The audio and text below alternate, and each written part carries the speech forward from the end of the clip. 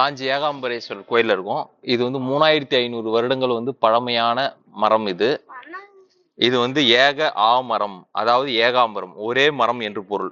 இதுல வந்து பாத்தீங்கன்னா 4 விதமான, இந்த 4 கிளைகள் இருக்கு, பெரிய கிளைகள். இதுல வந்து 4 விதமான ருசியும் உருவம் உள்ள ஒரே மாங்கனிகள் கிடைக்கின்றன. ஒரே மரம் தான், ஆனா வெவ்வேறு டேஸ்ட்ல வந்து 4 தனித்தனி டேஸ்ட்ல வந்து உங்களுக்கு வந்து இதுல இருந்து பழம் கிடைக்குது, மாமரம். இது 3500 வருஷங்கள் வந்து பழமையான மரம்.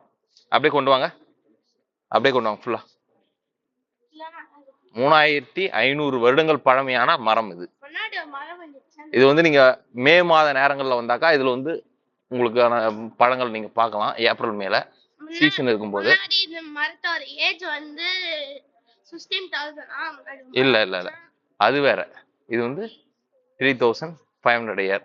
ஆக்சுவலா இங்க வந்து பாருங்க, ஹிந்தி பாத்துக்கோங்க, ஹிந்தி பாத்துக்கோங்க, தமிழ்ல தான் கேட்பாங்க, ஒன்றும் பிரச்சனை இல்லை.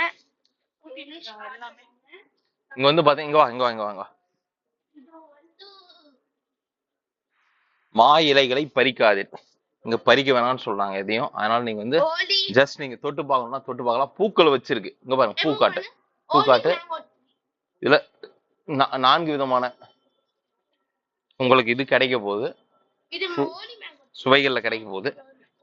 இங்க பாருங்க, கோயில் வேலை நடந்துட்டு இருக்கனால விநாயகர் சிலை, முருகர் சிலை, நந்தீஸ்வரர் சிலை எல்லாம் லாக்ல இருக்கு. இங்க வந்து அம்மையப்பன் வந்து திருமணம் செய்து கொண்ட இடம், மாவடி சன்னதின்னு பேரு இதுக்கு.